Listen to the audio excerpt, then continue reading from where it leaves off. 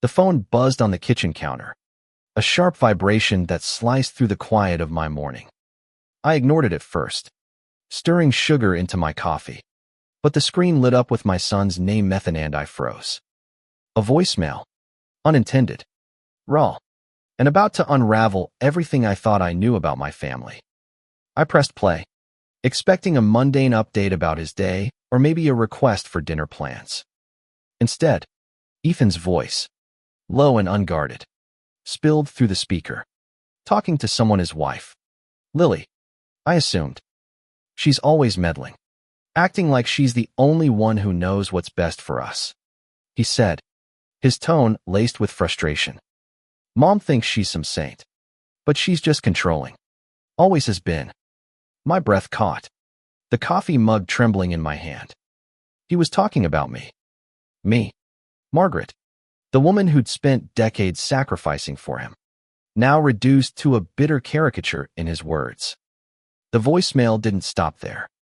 Ethan's words grew sharper, painting me as overbearing, manipulative, a mother who couldn't let go. I stood rooted to the linoleum, my heart pounding as the recording played on, each sentence a fresh wound. I'd always thought we were close, Ethan, my only child, the boy I'd raised alone after his father left us when he was 6. I'd poured everything into him, late nights helping with homework, weekends at soccer games, years of scraping by to give him a better life. And now, at 60, with gray streaking my hair and aches in my bones, I was hearing the truther his version of it. I sank into a chair, replaying the voicemail, searching for some misunderstanding, some context I'd missed. But there was none. The words were deliberate, spoken in the casual cruelty of someone who thought they'd never be overheard. Lily's voice chimed in faintly, agreeing, laughing even, and that hurt worse. I'd welcomed her into our family, loved her like my own. The betrayal wasn't just Ethan's. It was hers too. The kitchen clock ticked on, oblivious to the chaos in my chest. I could confront Ethan, demand an explanation. But what would that solve? He'd deny it. Or worse, double down. I thought of calling my sister, Claire, but she'd only tell me to let it go, to be the bigger person. I didn't want to be bigger. I wanted to understand why the son I'd raised could say such things, why the life I'd built for us was now a source of resentment. I spent the day in a fog, replaying memories, questioning every moment I'd thought we'd shared. Ethan's graduation, where I'd cried harder than he did. The time he broke his arm at 12, and I slept by his hospital bed. The way he'd hugged me when he proposed to Lily, whispering, "Thanks for everything, Mom." Had it all been a lie? Or had I, somewhere along the way, become the mother he described? By evening, I couldn't sit still. I drove to Ethan and Lily's house, uninvited, the voicemail looping in my mind. Their small brick home glowed warmly in the dusk, a stark contrast to the cold knot in my stomach. I knocked, and Lily answered, her smile faltering when she saw my face. "Margaret, is everything okay?" she asked, her voice too sweet, too unaware. I wanted to scream, to demand why she'd laughed at my expense. But I held back. "I need to talk to Ethan," I said, my voice steady despite the storm inside. She nodded, stepping aside, and I walked into their living room, where Ethan was sprawled on the couch, phone in hand. He looked up, surprised but not alarmed. "Not yet. Mom, what's up?" he asked, sitting up. His casual tone grated against the rawness in my chest. I pulled out my phone, my fingers trembling, and played the voicemail. His eyes widened as his own voice filled the room, each word a dagger I'd already felt. Lily froze, her hand flying to her mouth. Ethan's face drained of color, and for the first time in years, I saw my son look truly afraid. "Explain," I said, my voice low, barely containing the hurt. He stammered, searching for words, but none came. Lily stepped forward, her voice shaking. "Margaret, it wasn't meant for you to hear. We were just venting." Venting. The word felt like a slap. As if my life's work, my love, was something to be vented about. I didn't yell. I didn't cry. I just looked at them, my son and his wife, and realized I didn't recognize them anymore. I gave you everything, I said to Ethan, my voice breaking despite myself. And this is what you think of me. He reached for me, but I stepped back, the distance between us growing wider than I'd ever imagined. I left their house that night, the voicemail still echoing in my mind, and drove home in silence. The hurt was too deep for tears, too raw for words. But one thing was clear, I couldn't let this go. Not yet. I needed to know how we'd gotten here, and what, if anything, could be salvaged from the wreckage of our family. The next morning, I woke to a hollow ache, the voicemail's words still clawing at me. I sat at my kitchen table, staring at the phone, half expecting Ethan to call with an apology. He didn't. The silence was louder than his voice had been, and it pushed me to act. I needed answers, not just from him, but from myself. Had I been the mother he described? Was I blind to my own flaws? I called Claire, my younger sister, who lived an hour away. She was the only one I trusted to hear me out without judgment. When I told her about the voicemail, her silence was heavy. But then she said, "Margaret, come over. Let's talk this through." I drove to her house, the familiar route doing little to calm the storm in my mind. Claire's cozy living room, filled with photos of her kids and grandkids, felt like a sanctuary. But even that couldn't fully shield me from the pain. "Play it for me," Claire said, her voice gentle but firm. I hesitated, then handed her the phone. As Ethan's voice filled the room, I watched her face, her brow furrowed. And when it ended, she sighed. "He's wrong, but he's not entirely wrong," she said carefully. I bristled, but she held up a hand. "You've always been there for him, Margaret, but you can be intense. You hover. You fix things before he even asks. Maybe he feels smothered." Her words stung, but they weren't new. Claire had hinted at this before me, need to control, to protect Ethan from a world that had once hurt us both. I thought of the times I'd called to check on him, offered advice he didn't want, rearranged his plans to fit what I thought was best. Had I crossed a line? Was love ever too much? I spent the day with Claire, dissecting memories, trying to pinpoint where things had shifted. She reminded me of Ethan's teenage years, how he'd pulled away, craving independence, while I clung tighter, afraid of losing him. "You were a single mom," Claire said. "You did what you thought you had to. But he's not a kid anymore. He's a man, with his own life, his own mistakes to make." Her words lingered as I drove home. That night, I dug through old photo albums, tracing Ethan's life through snapshots, his gap-toothed grin at 8, his prom tux at 17, his wedding day with Lily, where I'd beamed with pride. Each photo was a reminder of what we'd had, and what I feared we'd lost. I didn't sleep. Instead, I wrote Ethan a letter not to send, but to untangle my thoughts. I poured out my hurt, my love, my confusion, page after page of raw emotion. The next day, I called Ethan. He answered on the third ring, his voice cautious. "Mom, I'm so sorry.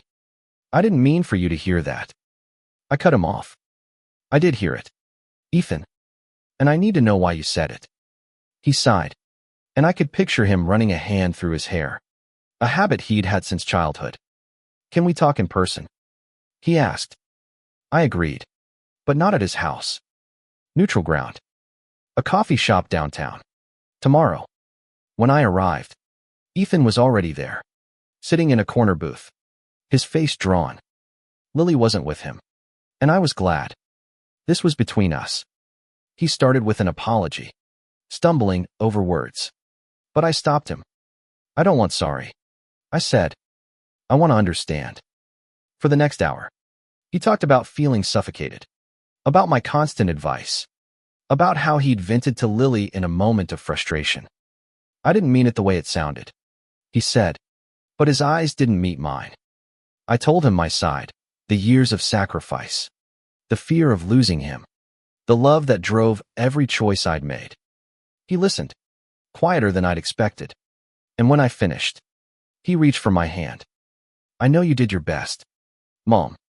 I need space sometimes. The word space hit like a brick. But I nodded. Maybe Claire was right. Maybe love meant letting go, even when it hurt. We left the coffee shop with no grand resolution, just a fragile understanding. But as I drove home, the voicemail's sting lingered. Ethan's words weren't just about Methy, were about him, about Lily, about the life they were building. And I realized this wasn't just about fixing what was broken. It was about redefining what family meant. For all of us. The days after the coffee shop meeting were a blur of reflection and unease. Ethan's request for space echoed in my mind, a challenge I wasn't sure how to meet. I'd spent 30 years being his anchor. How do you stop anchoring someone you love?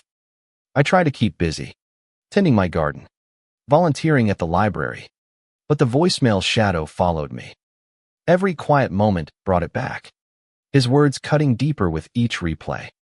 I decided to talk to Lily. If Ethan felt smothered, maybe she did too. I texted her, asking to meet for lunch, keeping it light so she wouldn't suspect the weight of my intentions. She agreed, suggesting a small cafe near her office. When I arrived, she was already there, her dark hair pulled back, her smile warm but cautious. "Margaret, it's good to see you," she said, but her eyes searched mine, as if bracing for a confrontation. I didn't waste time. "Lily, I heard you on the voicemail too," I said, keeping my voice steady. "You laughed. You agreed with him." Her face fell, and she set down her fork, her hands twisting in her lap. "I'm so sorry," she said. "It was a bad day. And I didn't mean it." She explained how Ethan's frustration had spilled over, how she'd joined in to support him. Not because she believed I was controlling, but because she wanted to be on his side. Her words were sincere, but they didn't erase the hurt. "I thought we were close," I said, my voice cracking. "I treated you like a daughter." Lily's eyes filled with tears. "You have been," she said. "You've been amazing to me. I messed up, Margaret. I should have stopped him, not added to it." For the first time, I saw her not as Ethan's wife, but as a woman caught in her own struggle to balance loyalty to him and love for me. We talked for hours, peeling back layers of misunderstanding. Lily admitted she sometimes felt caught between Ethan and me, trying to keep peace while navigating his need for independence. I confessed my own fears, losing Ethan, losing her, becoming irrelevant in their lives. By the end, we weren't fully healed, but we'd laid a foundation, a promise to be honest, to talk instead of assume. When I got home, I called Claire again, needing her perspective. "You're doing the hard work," she said, "but you can't fix this alone. Ethan and Lily have to meet you halfway." She was right, but the waiting was agony. I wanted resolution, closure, but family isn't a math problem with a neat answer. It's messy, unpredictable, human. That night, I dreamed of Ethan as a boy, running to me after a nightmare, his small arms clinging to me for safety. I woke with tears on my cheeks, wondering when he'd stop needing me. The next day, I decided to give him the space he'd asked for. No calls, no texts, no unannounced visits. It felt unnatural, like holding my breath. But I stuck to it, hoping distance would bring clarity. A week later, Ethan showed up at my door, unannounced, a grocery bag in hand. "I thought we could cook dinner," he said, his voice tentative. I nodded, swallowing the lump in my throat, and we moved to the kitchen, chopping vegetables in silence. It wasn't comfortable, but it was a start. As we cooked, he talked about work, about Lily, about small things that felt safe. I listened, resisting the urge to offer advice, to fix anything. When we sat down to eat, he looked at me, his eyes softer than they'd been in years. I'm trying. Mom, he said. I don't want to lose you. Those words, simple as they were, cracked something open in me. Not forgiveness. Not yet. But hope. Maybe we could rebuild. Not the way things were, but something new. Something honest. As he left that night, I hugged him, holding on a second longer than usual. The voicemail still lingered, a scar that might never fully fade. But for the first time, I believed we could move past it. Not by erasing the hurt, but by facing it together. The weeks that followed were a delicate dance of restraint and reconnection.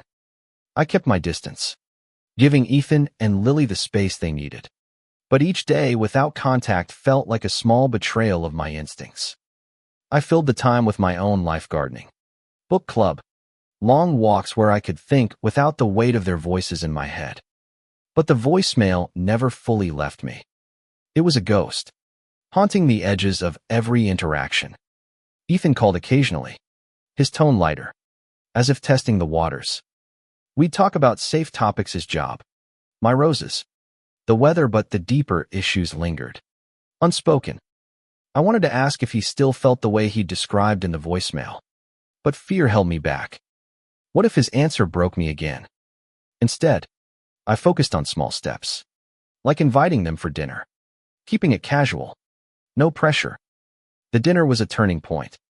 They arrived with a bottle of wine, and for a few hours, it felt like old times.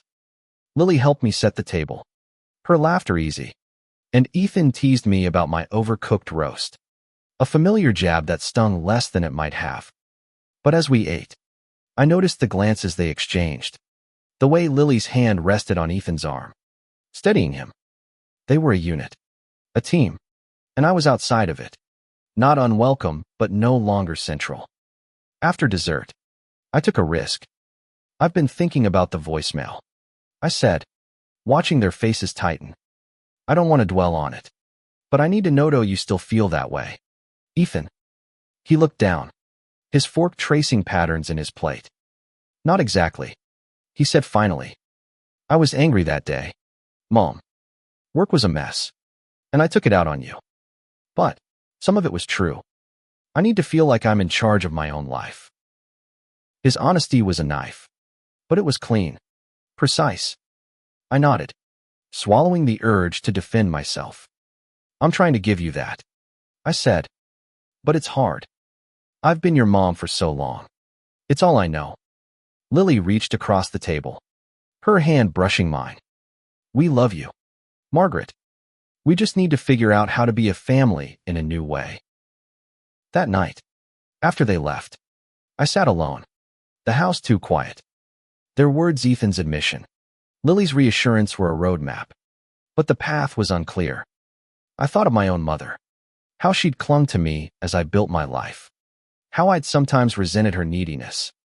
Was I becoming her? The thought unsettled me, but it also sparked a resolve. I didn't want to be the mother Ethan resented. I wanted to be the one he respected, even if it meant changing. I started small. I stopped calling unless he called first. I didn't offer advice unless asked. When Lily invited me to a craft fair, I went, letting her lead, keeping my opinions to myself. It was uncomfortable, like wearing shoes that didn't fit, but it worked. Ethan seemed lighter, Lily more open. We were rebuilding, not on the old foundation, but on something new, fragile but real. One afternoon, Ethan called with news. Lily was pregnant. The joy in his voice was infectious, but it came with a pang. A grandchild would change everything again. I want you to be part of this, Mom, he said, not just as a grandma, but as you. His words were a gift, a bridge between the past and the future. As I hung up, I realized the voicemail, painful as it was, had forced us to confront truths we'd avoided. It had broken us, but it had also given us a chance to rebuild. I wasn't the mother I'd been, and Ethan wasn't the boy I'd raised. We were both learning who we could be to each other now. Lily's pregnancy brought a new rhythm to our lives, a tentative hope that softened the edges of the voicemail's wound. I threw myself into preparing for the baby, knitting blankets, buying tiny clothes, but always checking with Lily first, careful not to overstep. It was a balancing act being involved without being overbearing, and I wasn't always sure I was getting it right. But Lily's grateful smiles and Ethan's relaxed demeanor told me I was on the right path.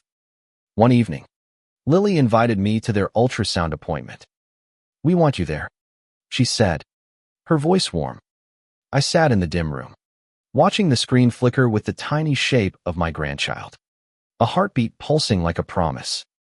Ethan held Lily's hand, his face lit with awe, and for a moment, I felt like part of their world again.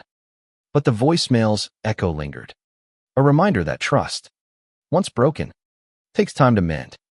After the appointment, we went for coffee, and Ethan brought up the past unprompted. "I've been thinking about what I said," he told me, his eyes steady. "I was wrong to talk about you like that. But I'm also learning to speak up when I need to, instead of bottling it up." His words were a peace offering, and I took them. "I'm learning too," I said, "to listen, to let you be you." The conversation shifted to the baby, to names and hopes, and I felt a cautious joy. But later, alone, I wrestled with doubts. Would I be a good grandmother? Would I repeat the mistakes I'd made with Ethan? I called Claire, who laughed softly at my worries. "You're not perfect, Margaret, but you're trying. That's what matters." Her words grounded me, a reminder that growth, not perfection, was the goal. As Lily's pregnancy progressed, I noticed Ethan reaching out more small texts, quick calls, invitations to dinner. Each gesture felt like a brick in the bridge we were rebuilding. But there were still moments of tension. Once, when I offered to host a baby shower, Ethan hesitated, and I saw the old fear in his eyes, fear of my control. I backed off immediately, suggesting Lily take the lead. She did, and the shower was beautiful, a celebration of new life and new beginnings. One night, Ethan came over alone, his face heavy with something unspoken. "Lily's worried about you," he said. "She thinks you're holding back too much now, like you're afraid to be yourself." I was stunned. In my effort to give them space, had I pulled too far away? I admitted my fear of repeating the past, of being the mother he'd resented. Ethan shook his head. "We don't want you to disappear, Mom. We just want balance." His words were a revelation.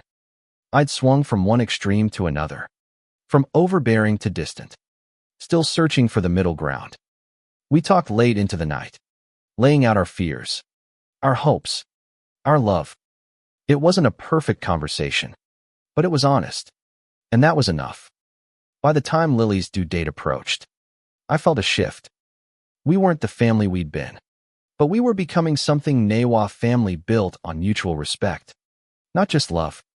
The voicemail had been a wound, but it had also been a wake-up call, forcing us to face truths we'd ignored. As I waited for news of my grandchild's arrival, I realized the hurt wasn't gone, but it was no longer the loudest thing in my heart. Hope was. The baby arrived on a crisp October morning, a girl named Emma, with Ethan's eyes and Lily's smile. When I held her for the first time, her tiny hand curling around my finger, I felt a rush of love so fierce it nearly overwhelmed me. But with it came a new fear: how to be a grandmother without repeating the mistakes of the past. The voicemail, though quieter now, still whispered warnings in my mind. Ethan and Lily were exhausted but radiant, navigating the chaos of new parenthood with a mix of joy and terror. I offered to stay with them for a few days, helping with meals and laundry, always asking before acting. Lily accepted gratefully, and Ethan, to my surprise, hugged me tightly. "Thanks, Mom," he said, his voice thick. It was a small moment, but it felt like a victory. Those first weeks were a crash course in restraint. I wanted to swoop in, to fix every cry, every sleepless night, but I held back, letting Ethan and Lily find their way. When I caught myself offering unsolicited advice, I stopped, remembering Ethan's need for independence. It wasn't easy, but their grateful glances made it worth it. One afternoon, while Lily napped and Emma slept in her crib, Ethan and I sat on their porch, coffee in hand. "I've been thinking about the voicemail," he said, unprompted. I tensed, but he continued. "I was wrong, Mom. Not just for saying it, but for thinking it. You're not control injury, just you. And I love you for it." His words, simple and unguarded, were a balm to the wound I'd carried for months. I told him the truth, that I'd been too much at times, that I was learning to let go. "I want to be the grandma Emma needs, not the mom I was," I said. He nodded, and for the first time, I felt we were equals, not just mother and son. It was a new kind of closeness, one built on honesty instead of obligation. As Emma grew, so did our family's new dynamic. Lily and I grew closer, sharing stories of motherhood, laughing over our fears. Ethan called me for advice not often, but enough to show he valued my voice. I learned to offer suggestions, not solutions, to listen more than I spoke. It was a slow, imperfect process, but it was progress. One evening, at a family dinner, I watched Ethan bounce Emma on his knee, Lily's laughter filling the room. I realized the voicemail, as painful as it had been a gift. It had forced us to confront our flaws, to rebuild stronger. I wasn't the mother I'd been, and they weren't the children I'd imagined. We were a family, messy and real, bound by love and the work of understanding each other. As I drove home that night, the stars bright above, I felt a peace I hadn't known in months. The voicemail's sting was still there, but it was softer, overshadowed by the life we were building. Emma's arrival had given us a new start, a chance to be better, not perfect, but better. Emma's first birthday was a milestone, not just for her, but for us. The backyard was alive with laughter, balloons bobbing in the breeze, and Ethan and Lily beaming as their daughter smeared cake on her face. I watched from the sidelines, my heart full but cautious, still learning my place in this new chapter. The voicemail felt distant now, a scar faded by time and effort, but its lessons lingered, shaping every choice I made. In the months since Emma's birth, we'd found a rhythm. I was Grandma Margaret, not just Mom, a role that brought joy without the weight of responsibility I'd carried with Ethan. I babysat when asked, read stories to Emma, and stepped back when Ethan and Lily needed space. It wasn't always easy instinct to fix, to control. Still surfaced, but I was learning to tame it. One quiet moment, as we cleaned up after the party, Lily pulled me aside. "You've changed," she said, her eyes soft. "I know it's been hard, but we see it. We appreciate it."